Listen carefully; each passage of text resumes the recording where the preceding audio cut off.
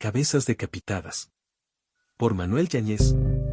Nadie hubiera supuesto que aquellos 7 personajes sentados alrededor de la larga mesa de banquete se pudieran considerar los seres más depravados del mundo.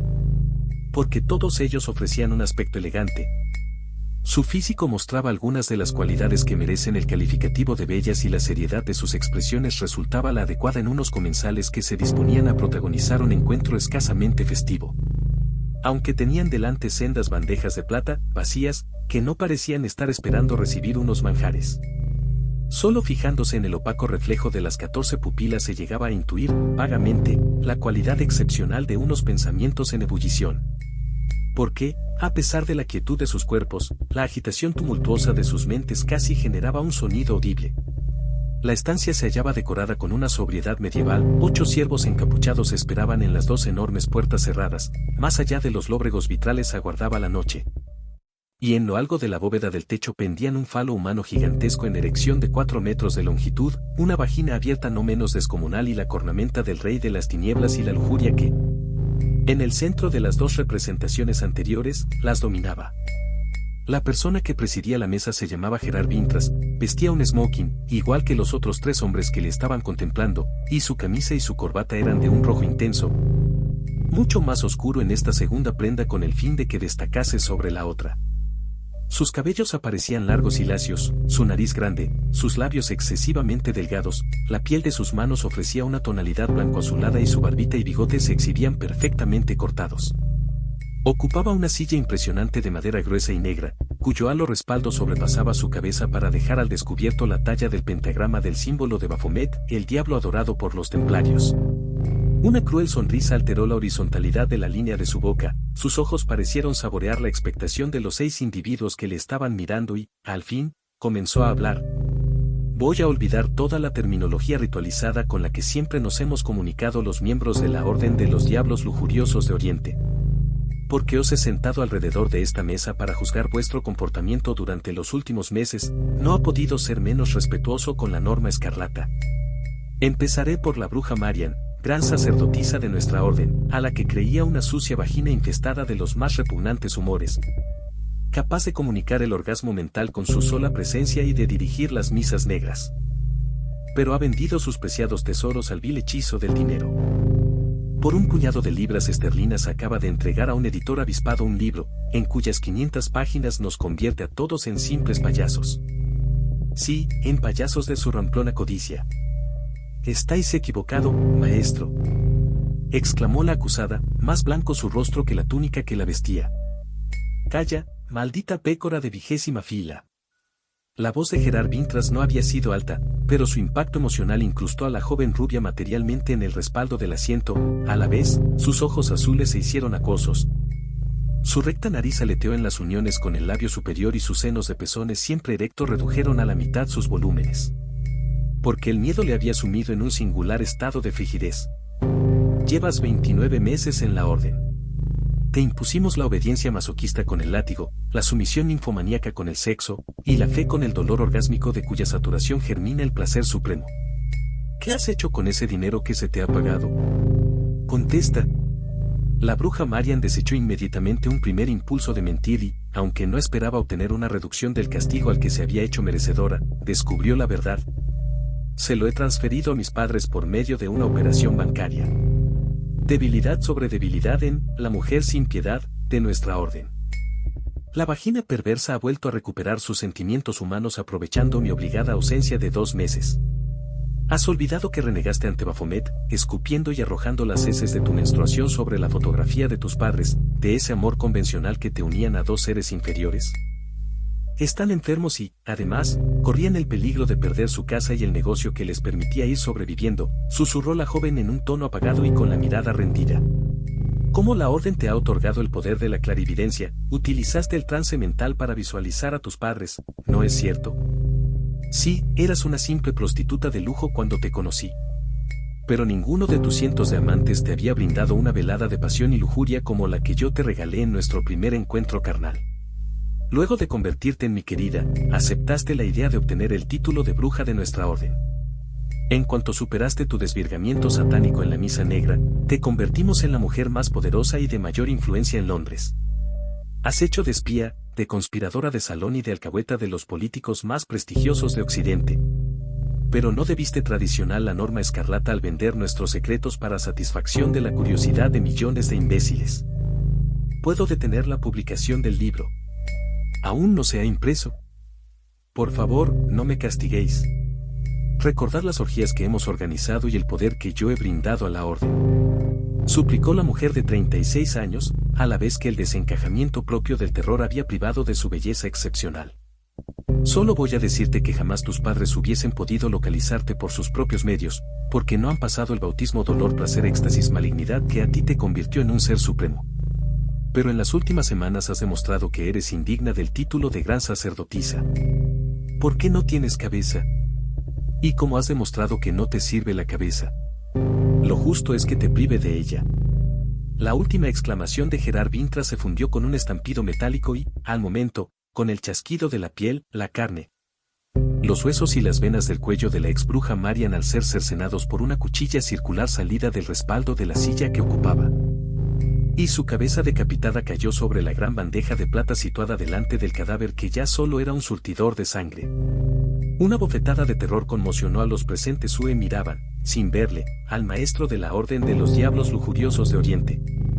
Y las saetas aceradas que eran los ojos de este se desplazaron hacia el matrimonio de Sandor Levy, que se hallaba sentado a la izquierda de la ejecutada, y cuyas ropas aparecían salpicadas de rojas gotas y de algunos restos humanos. Los afectados por el interés del verdugo reaccionaron con unos fuertes temblores e hicieron intención de abandonar sus sillas. Pero el respaldo de las mismas surgieron dos abrazaderas metálicas, disparadas por otro oculto mecanismo, y se vieron sujetos a la altura de la zona inferior del pecho y por encima de los codos, inmovilizados.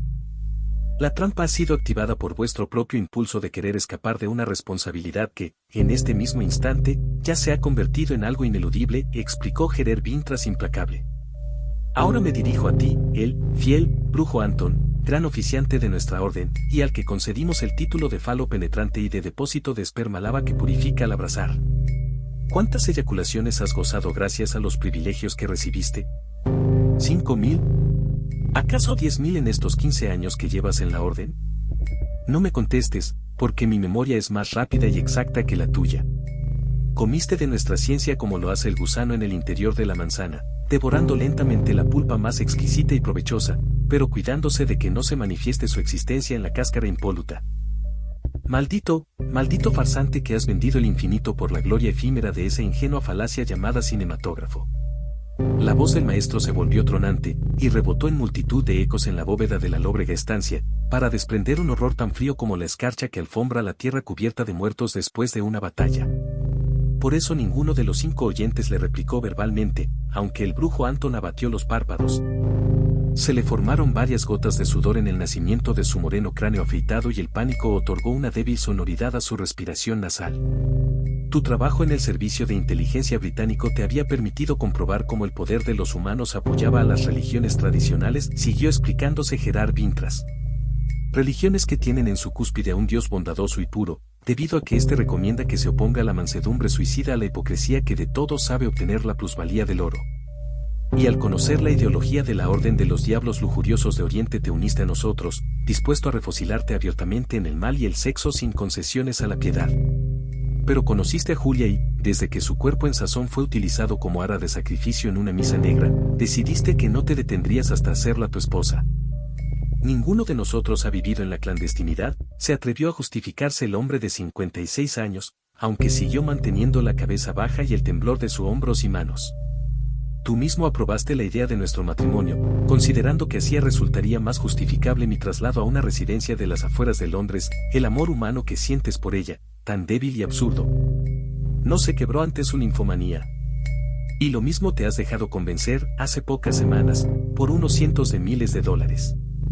Ya contáis los dos con la productora cinematográfica para la que has escrito el guión del film, mientras que tu codiciosa mujercita pretende ser la primera actriz. Estúpido sueño de infelices. ¿Por qué nos reprochas la codicia como si no fuera una muestra más de perversión, Gerard? Protestó Julia luchando por defender sus últimas posibilidades. Yo he servido a la orden centenares de jóvenes de ambos sexos, ya hasta he aportado niños vivos para los sacrificios del Sabbat del estío. Con el dinero que nos han pagado pretendemos introducir unas mejoras en nuestra mansión. Porque pensamos seguir relacionándonos con la alta sociedad de Europa. ¿Mientes? Ya habéis comprado los pasajes del transatlántico en el que pretendéis fugaros con nombres supuestos. Solo esperáis que os paguen desde Hollywood. Respecto a las aportaciones humanas que has brindado a la orden, he de reconocer que todas han sido muy elogiables, vírgenes y mancebos de cerebro dúctil, a los que ha resultado fácil convertir en sacerdotisas y acólitos de Baphomet. También corriste ciertos riesgos al secuestrar a los pequeños. Pero 8 orgasmos diarios, la droga que ha necesitado tu sucio cuerpo y el lujo suficiente para que satisfacieses todas tus otras perversiones. Sin embargo, querías más y más. ¿No habéis pensado en llevar la orden de los diablos lujuriosos de Oriente a California? ¿Qué ves de malo en esa empresa?, preguntó el brujo Anton, intentando recuperar sus mecanismos de autodefensa. La traición a la norma escarlata. Y la realidad de que vuestras pretensiones constituyen un sueño irrealizable. ¿Hubierais sido descubiertos por las autoridades policíacas norteamericanas ya que carecéis de los suficientes poderes para sembrar la semilla del diablo? Realmente, admitidlo conmigo, no habéis tenido cabeza. ¿Y si la cabeza no os sirve? Por favor, maestro, no nos matéis. Haremos lo que queráis. Renunciaremos a ese dinero. Y seremos tus esclavos más fieles. La súplica del matrimonio de Sandor Levy fue un grito desesperado, como el aullido de unas bestias arrepentidas. Sus cuellos se alargaron, bien expuestos a la cuchilla cuya aparición tanto temían, y sus gargantas realizaron la proeza de superar el terror al ser capaces de emitir las frases sin ninguna interrupción. ¿Quién ha decidido vuestra ejecución, hermanos dolientes? Solo he pretendido daros una lección. Porque la orden aún espera mucho de los dos. Juntos habéis sabido organizar las más rentables casas de juego, donde hipotecan sus conciencias los banqueros, los políticos, los hombres de negocios, los periodistas y todos esos otros personajes importantes que mantienen a pleno rendimiento las calderas de la corrupción y del tráfico y conciencias, y también habéis montado unos burdeles, en los que además de comerciar con el sexo, se introduce la droga en una sociedad cada vez más corrompida. Esto nos ha permitido celebrar las misas negras y todos los rituales satánicos casi a la luz pública. Claro que esa película va a desencadenar una ola de protestas muy poco ventajosa para nuestros planes futuros, ahora que estamos en las puertas de la década de los 30 del siglo XX. La película no ha comenzado a rodarse, exclamó el brujo Anton, queriendo aferrarse a su última posibilidad de salvación. Nada más que debemos telegrafiar a Hollywood anulando el contrato que firmamos en Londres. Intervino Julia, con la expresión convulsa y los dedos agarrotados. De acuerdo, os creo. Aceptó Gerard Vintras. Pero antes de seguir con los otros invitados, quiero escuchar vuestro juramento. ¿Juráis obedecer todos mis mandatos, aunque estos llegasen a exigiros la muerte del otro? Los dos se miraron indecisos. Sus secas pupilas, enrojecidas por la latente amenaza, tan solo reflejaron el pavor inmenso que las dominaba. Por esta única razón se atrevieron a susurrar. ¿Lo juramos? La respuesta fue metálica, porque la mentira, que los amantes habían creído necesaria, disparó el mecanismo que puso en acción las dos cuchillas circulares, ocultas en los respaldos de los asientos cuya acción fulminante permitió que se produjera una doble decapitación. El chasquido terrorífico de la piel, la carne y los huesos al ser cortados tuvo el acompañamiento biológico de las venas reventadas, chorros de vidas expulsados hacia la nada por la decisión de una voluntad homicida que desconocía la piedad. Y con las dos nuevas cabezas caídas sobre las bandejas de plata correspondientes, los otros 3 invitados intentaron huir de allí, aún sabiendo lo que les esperaba. No se equivocaron en sus temores, volvieron a aparecer otras abrazaderas, que los inmovilizaron de la misma manera que al matrimonio de Sandor Levy. También habían sido salpicados por el líquido vital de la pareja que acababa de ser ejecutada por el maestro. Es tu turno, oficiante Sandros. ¿Por qué tiemblas como si estuvieras sufriendo los primeros síntomas de un ataque de epilepsia? ¿Debo considerarlo una prueba de que te consideras culpable de haberme traicionado? Cálmate, te lo ruego. Quizás estés precipitando la idea de que voy a matarte de la misma manera que a los otros 3. Solo te supondría un pequeño esfuerzo dominarte. ¿Quieres que te recuerde a qué te dedicabas antes de que decidiésemos incluirte en la orden de los diablos lujuriosos de Oriente? El aludido apretó los labios, mordiéndose el inferior, incrustó materialmente los 10 dedos de sus manos en los posabrazos de la silla, y pegó las piernas a la dureza de la madera en la que se sentaba. Su rostro aparecía cubierto de un amarillo enfermizo y sus ojos propendían a saltar fuera de las órbitas. Mientras consigues tranquilizar tu sistema nervioso y tus miedos absurdamente anticipados, te refrescaré la memoria. La voz de Gerard Vintras era de una dulzura exagerada, mefistofélica, y en su boca se hallaba grabada la sonrisa del tirano que ha tenido a bien ser misericordioso. Te conocí cuando eras un simple contable en Wall Street, por lo que vivías en un mísero apartamento del Bronx, en el Nueva York de 1919. Ya habías comenzado a deambular por las noches, asesinando prostitutas en un ingenuo remedo del supostamente inglés Jack el Destripador. Nos encontramos cuando acababas de descargar el cuchillo de carnicero, qué primitiva herramienta de ejecución, amigo mío, sobre el ajado cuello de tu cuarta víctima. En aquel momento te di un susto de muerte, por lo que quisiste degollarme como a un cerdo.